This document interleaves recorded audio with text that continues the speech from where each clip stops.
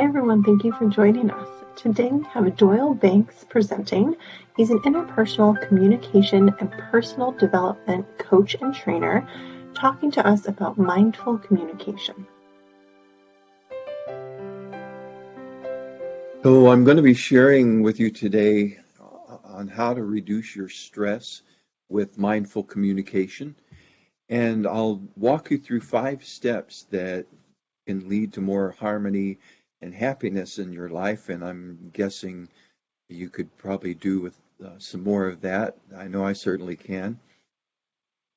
In this presentation today, I'm going to be showing you the one thing that you need to do before every conversation that you have that will instantly help you have better outcomes from those conversations. And then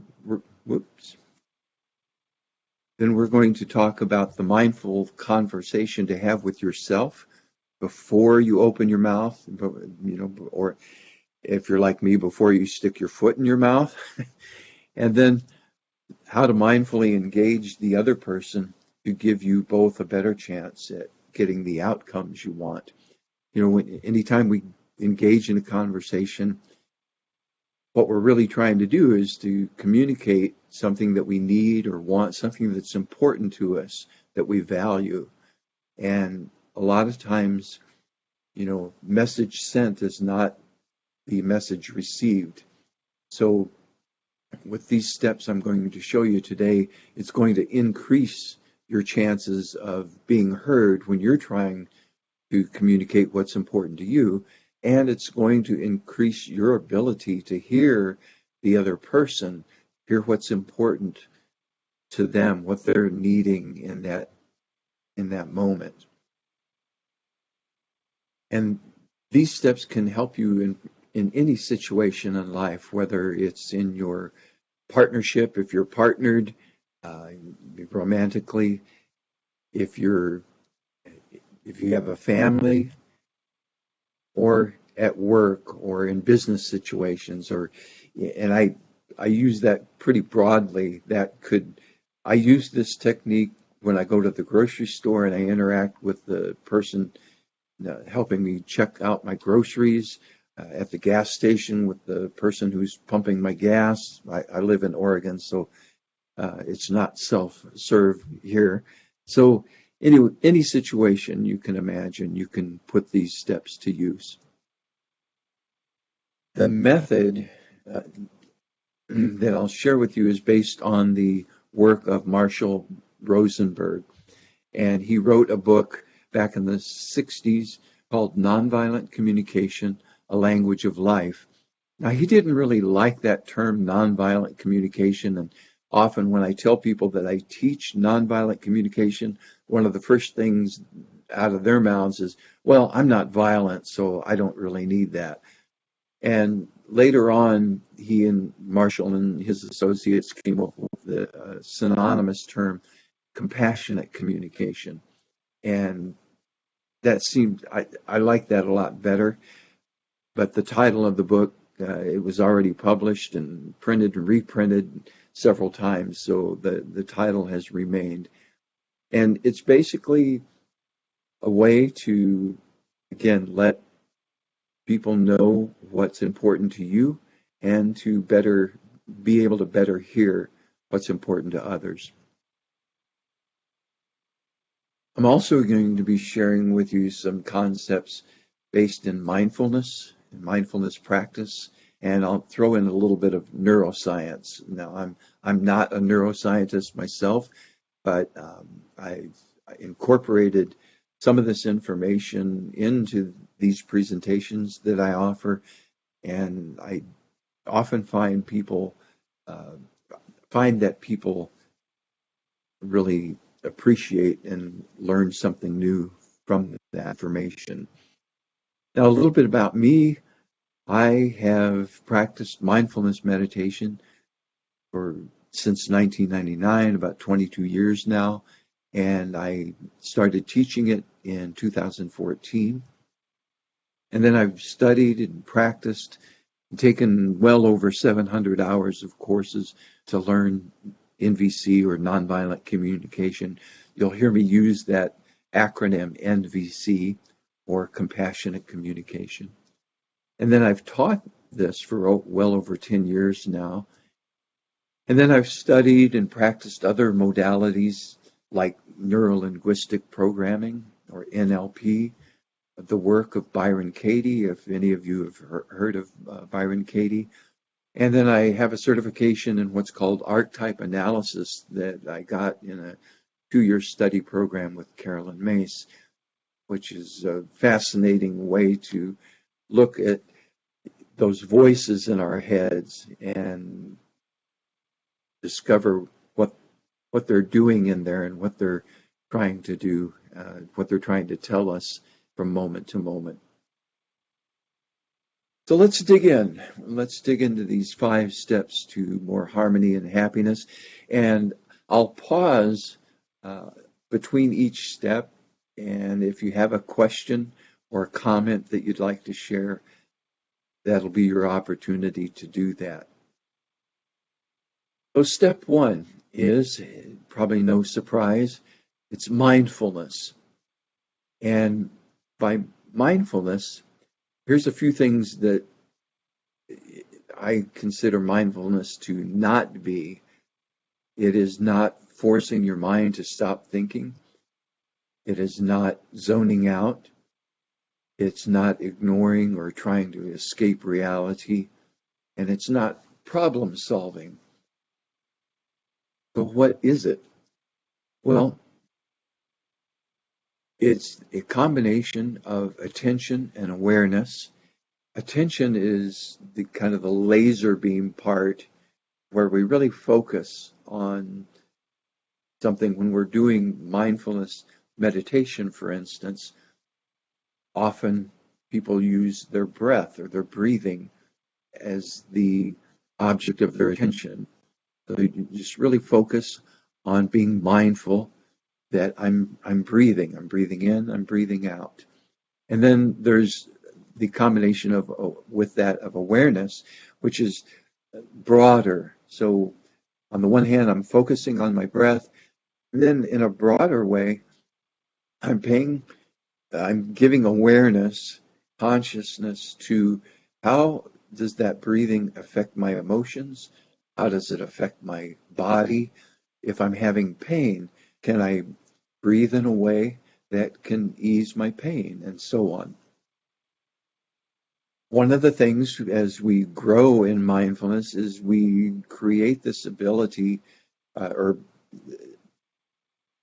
develop the ability to create new categories. You've heard the phrase, have an open mind. Well, that's partly a function of mindfulness. We are able to open our minds and look at things differently than we had before, and look at things in new ways and come up with new ways of categorizing our experiences that can really add a lot of richness and excitement and interest and so on to our lives. And similarly, it's that openness to new information rather than having the attitude of, yeah, I know that, all that already. We keep an open mind, and in doing so, then again, we broaden our knowledge, we broaden our experience, and life just gets better and better. And then another piece of mindfulness is remembering. So for instance, going back to that example of if I'm using mindfulness in a meditation practice to pay attention to my breathing, a few minutes will go by and my mind will wander off to start thinking about my grocery list or something I need to do for my day job or whatever it might be. And then I remember, oh, wait a minute, this is my meditation time. So I just gently bring my mind back to paying attention to my breath. And it'll wander again. I remember, and I come back. So it's that cycle of remembering. So I want to give you an exercise to do here. We're going to do it together now. And if I can get my stop sharing, and hopefully you can see me now on your screen. So what I'd like to invite you to do is choose your dominant hand, which is the hand you write with or sign your name with. I'm going to use my right hand, which is my dominant hand.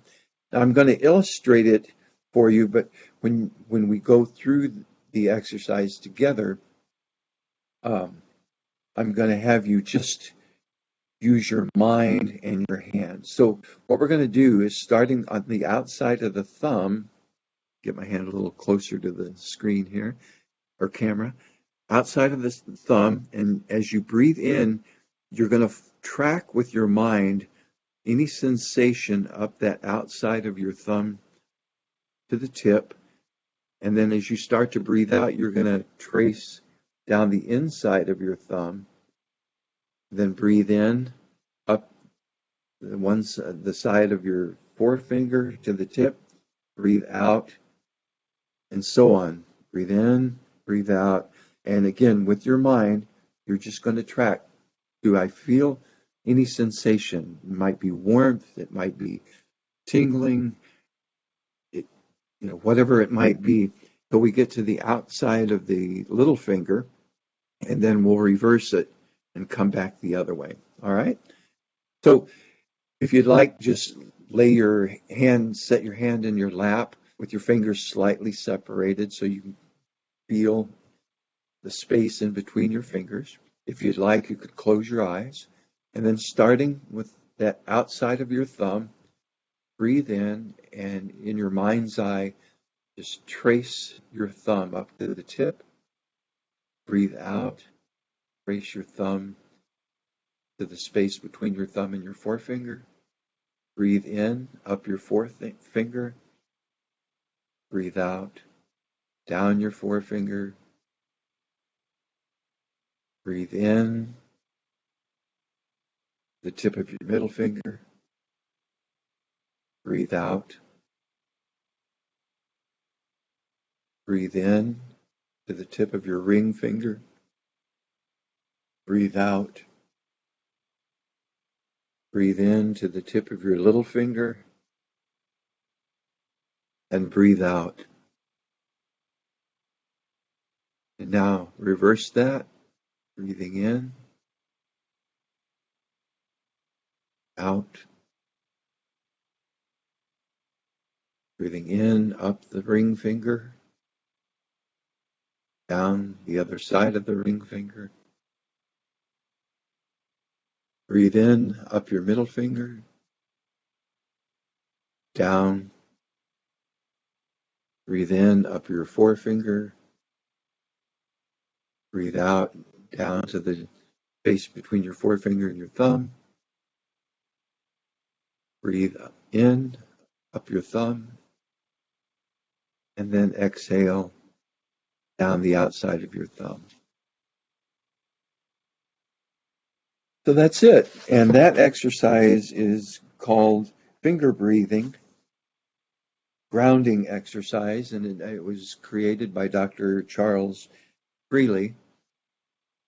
It's a wonderful exercise if any of you are prone to anxiety, a wonderful exercise to calm down the anxiety because it gets your mind off that hamster wheel of spinning around worrying, feeling, and going into anxious thought cycles. And it gets you focused on a part of your body and your breathing.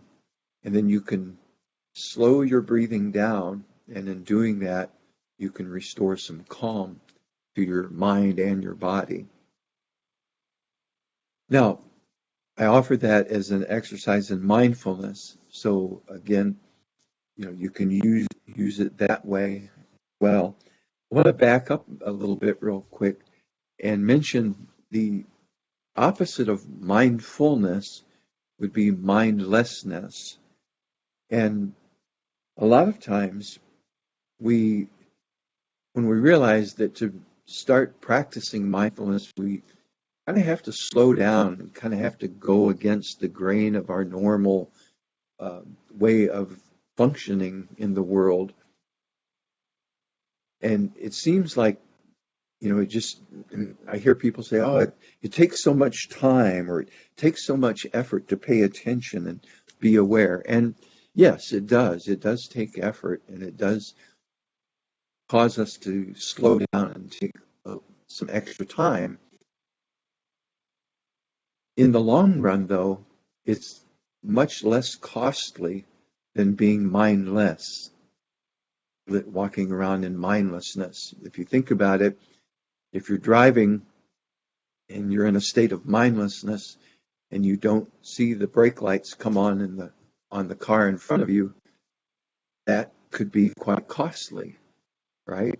Or if you're getting ready to cross a busy street, or I live in Portland, Oregon, and there are a lot of folks who commute by bicycle, and motorists, if they're not paying attention and being mindful, might have a close encounter of the unwanted kind with a bicyclist.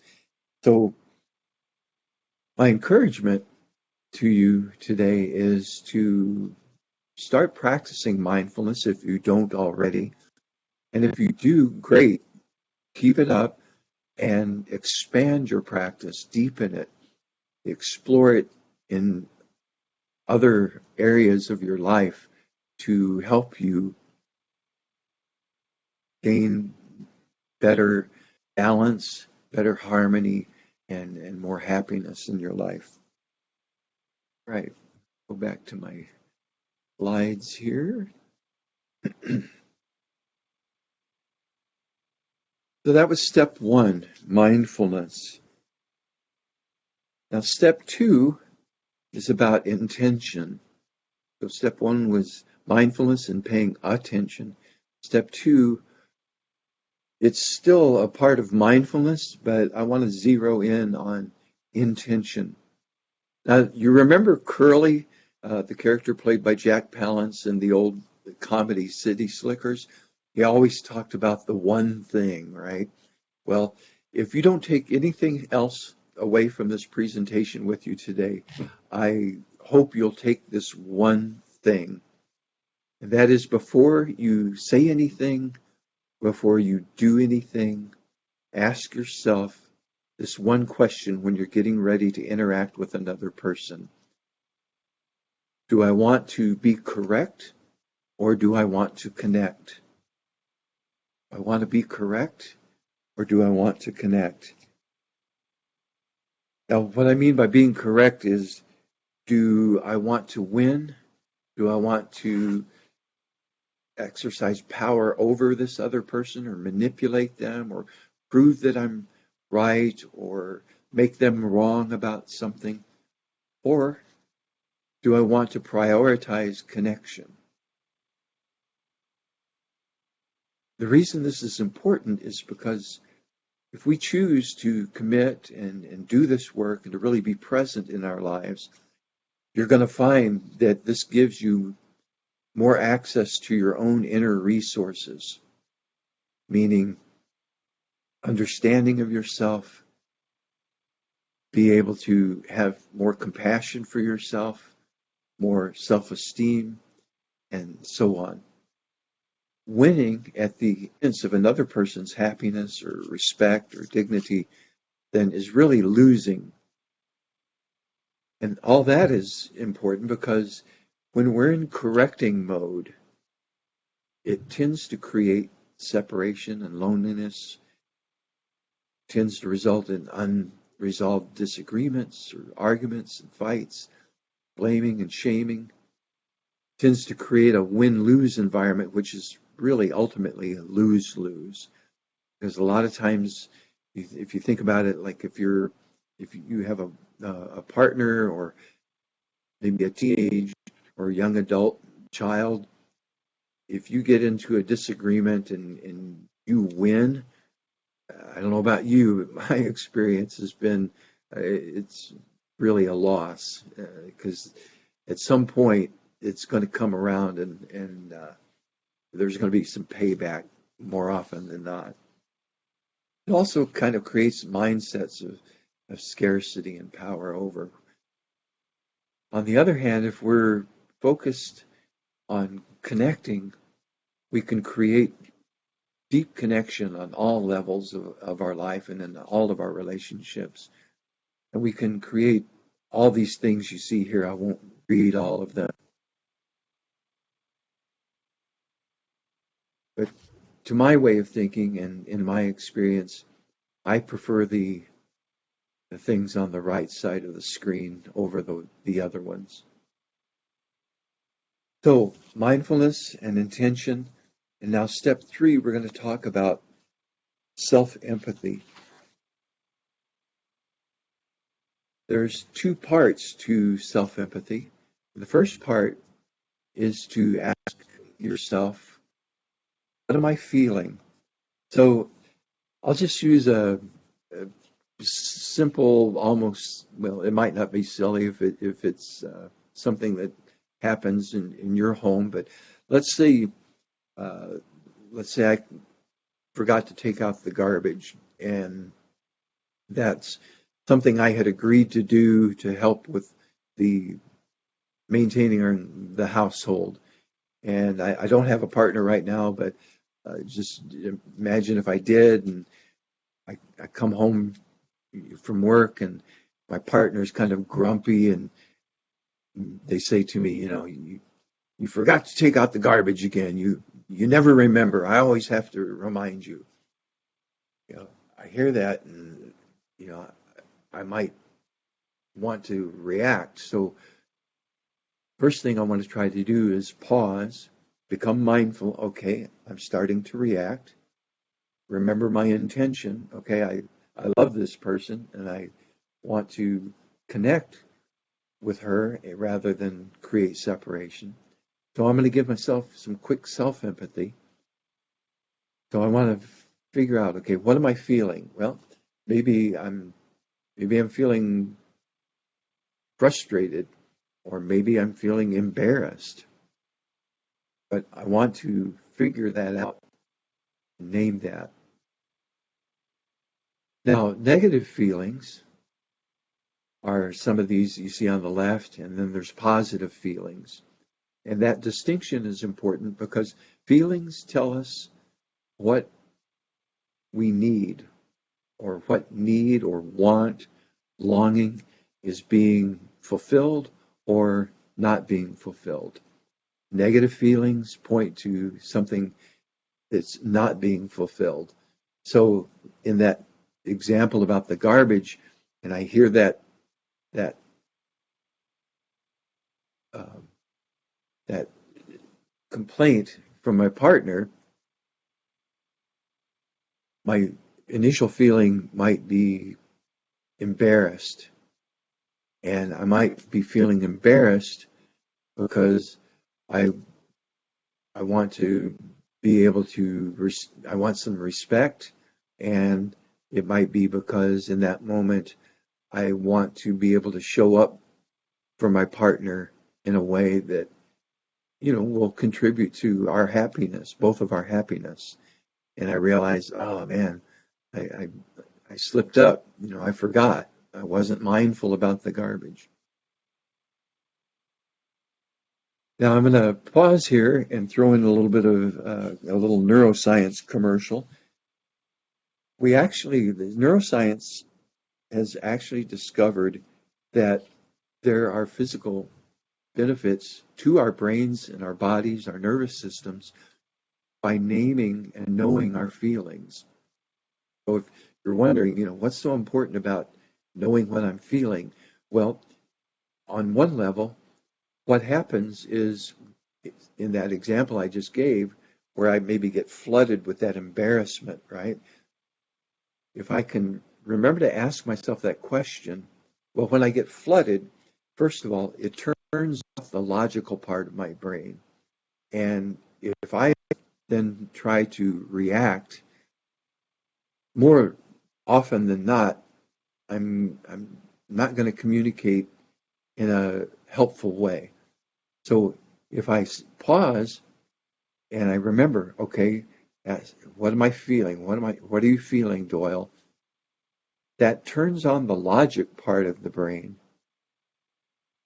And when I do that and I name the feeling, oh, I'm feeling embarrassed right now, it literally uh, creates calming chemicals that it sends back to the reactive part of the brain, the limbic system, the amygdala and the hippocampus, and it calms those parts of the brain down, which by extension then calms down the nervous system and calms down the body.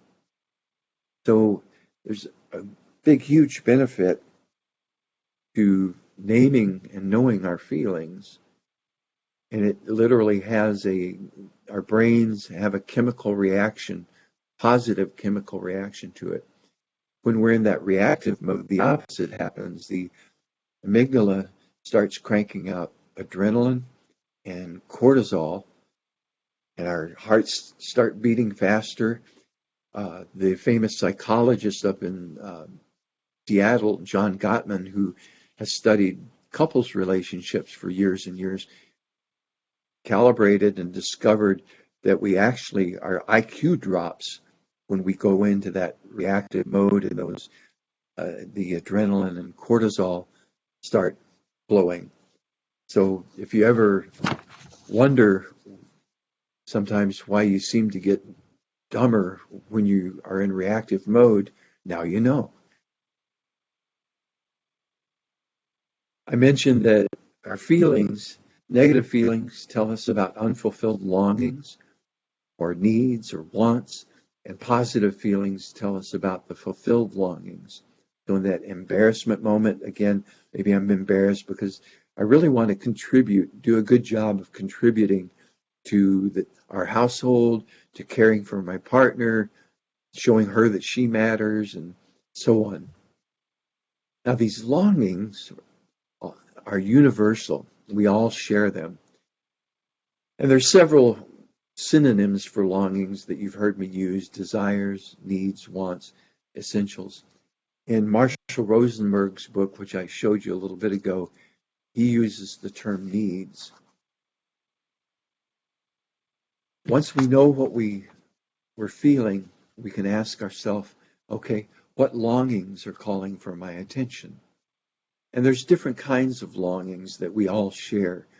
There's physical necessities or needs, clean air and water, shelter, and so on.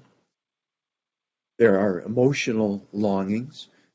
We all want companionship, love, peace of mind. We want to matter, and so on. And then there's what I call societal or cultural longings. You know, we want to be able to peacefully coexist with other people. We want mutual respect, and so on. Now, a quick note about all this is in our westernized culture, there's two unwritten rules. And when I share these, I often see a lot of light bulbs go off in people's minds. One is men don't get to have feelings, or if we do, we'd better not admit it. And kind of generally speaking, and these are generalizations, so they don't apply to everybody all the time, but as a general rule in our culture, if you think about it, if you are male or male identified, you've probably heard, don't be a sissy, or don't be a baby, or suck it up, or, if you were ever involved in sports, you may have heard a coach tell you, and you got hurt, you may have heard the coach tell you, play through it, be a man. And the feelings we are allowed are, it's always okay for guys, generally speaking, to feel mad, right? You can feel sad, but don't let anybody know it. And you can feel glad, but don't overdo it. And then you can feel hungry. So that's the side of things for guys in our culture. For women are culturally kind of trained, if you will, or indoctrinated, whatever word you want to use, not be needy, not admit that they have needs. And if you think about this, women, are often, expected to, particularly when I was growing up, thinking of my parents' generation, women were expected to take care of the home, take care of the kids, often take care of the financial management, do, all the grocery shopping, on and on and on, and never ask for anything in return. And if they ever did, oh, why are you complaining, or you're being so needy, that kind of thing. And I find that very sad every time I think about that, and think about, the damage that has done. So moving on, then we've talked about now self-empathy. And in this process, we want to observe, and I don't have time to go too much into depth about what I mean by observing, but in that forgetting the garbage example, I come in and I observe that my partner's upset, my partner says something to me, and I'm feeling active, that embarrassment gets activated in me, and I'm feeling embarrassed because I'm disappointed that I forgot and that I didn't contribute. So I'm observing I came in the door, there was an interaction, and I'm feeling embarrassed, and I'm wanting to be able to really contribute in a meaningful way in our household and to our relationship. And then, of course, all these are based in mindfulness. A quick reminder, negative feelings are clues about longings that need attention. Positive feelings are clues that some longing or need, desire is satisfied, that there's contentment there, and joy and harmony. We've talked about mindfulness, we've talked about intention, and we've talked about giving ourselves some empathy in paying attention to what we need. So I'm going to pause here and just check to see, are there any questions or comments? Anything I said so far been confusing to anyone? And if you do have a question, just unmute yourself and go ahead and fire away.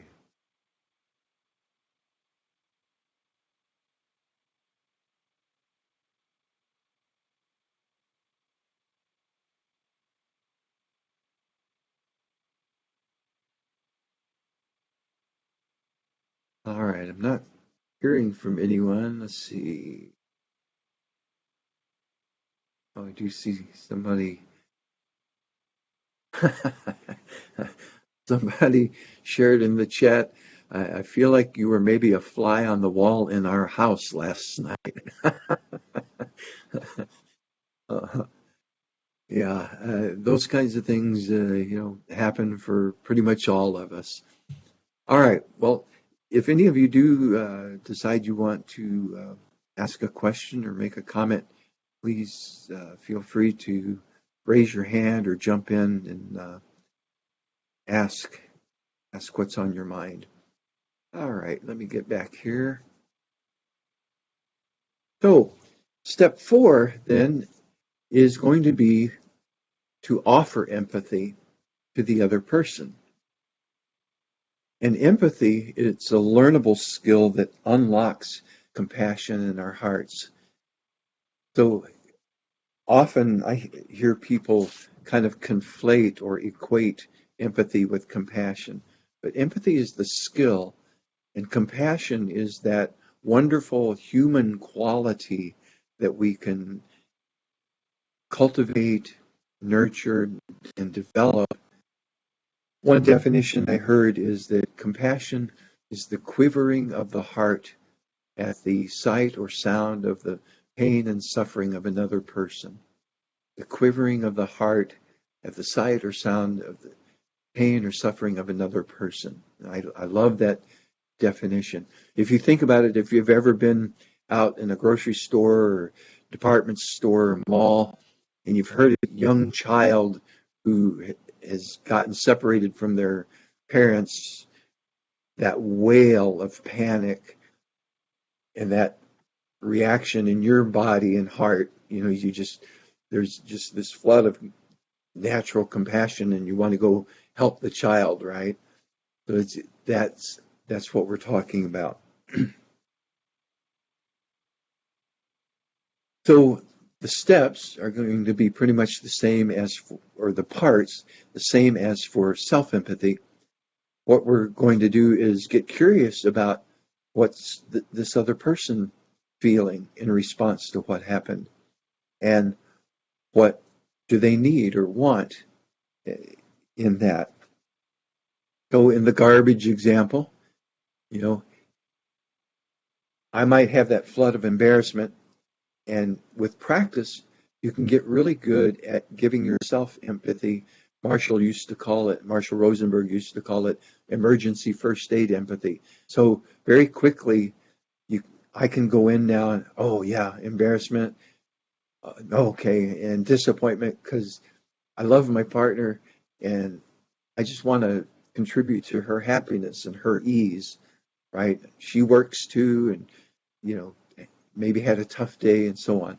And then that can give me enough internal resource that I can turn my attention to her and I can say, I hear your frustration, and I know that, or I'm guessing that, you're frustrated because you you want me to uh, cooperate in our house, or you want me to take responsibility for what I've agreed to do around the house. And I'm using, I'm really dumbing things down. Well, I shouldn't say dumbing things down. Because of lack of time, I can't go into great depth about all the nuances, but oftentimes when my partner in that scenario makes that kind of comment, they're just trying to express their need, right? And if I can tune into that rather than tune into, oh, you're hurting my feelings, or you're blaming me again, or you're nagging me, or, going into reactive mode, if I can turn my attention to this person I love is trying to tell me, one, that, they're frustrated, and there's probably some backstory. They may have had a really lousy day at work, and this is just kind of the tip of the iceberg. And by wanting to genuinely make a connection, then I can offer her that empathy by listening to her feelings and listening to her needs and reflecting those back. So that's all this part of this process of offering empathy. So I might say, I get it, honey, you're really frustrated. You were counting on me, being responsible, remembering, so you wouldn't have to remind me and have one more thing on your mind, on your plate to manage. And, I'll get it taken care of, and I'll work harder at remembering. And I'm wondering, is there anything else going on for you? It sounds like maybe you're, maybe you had a rough day at work. So just by offering that, I don't know about you, but when somebody offers that to me, when I've kind of barked at them or complained, somebody offers that kind of empathy to me, it it it brings the wall down. It kind of mellows me out, and it's very similar to, and the same thing neurologically is happening. I'm hearing the reflection of my feelings, and that's sending those chemical messages to calm down the amygdala, the reactivity. So, what I'm inviting you to do to create more harmony and happiness in your lives is to practice mindfulness. to choose to connect, to know what you feel and what you want, give yourself empathy, to know or at least make a good guess as to what the other person feels and wants. And I just throw in very quickly here, try if you decide you want to start practicing this and you haven't taken a course in compassionate communication, try to frame your guess about your partner or the other person's feelings and needs as questions. In other words, try not to say, "Oh, I know you're, you know, I know you're ticked off at me." You know, none of us like to be told what we're feeling. But we do like to be heard about what our feeling. So if we pose that as a question, sounds like, or are you feeling frustrated, or it sounds like you're frustrated, then that has that compassionate effect that we want. So when we've gotten through these, now we're ready for step 5, and that is to strategize, to come up with a solution. Now, a lot of times, and in our culture, I think often men may tend to do this more often than women, but all of us at times tend to jump to strategy, like in the garbage scenario. I hear my partner, you know, say that thing to me, and I might start jumping to, okay, I'll put post-it notes, up on the bathroom mirror, to remind me, and I'll set a reminder in my iPhone, and I start going into solutions. We want to stop and make the connection with empathy first, because then once we've done that, a lot of times the problems will just about take care of themselves.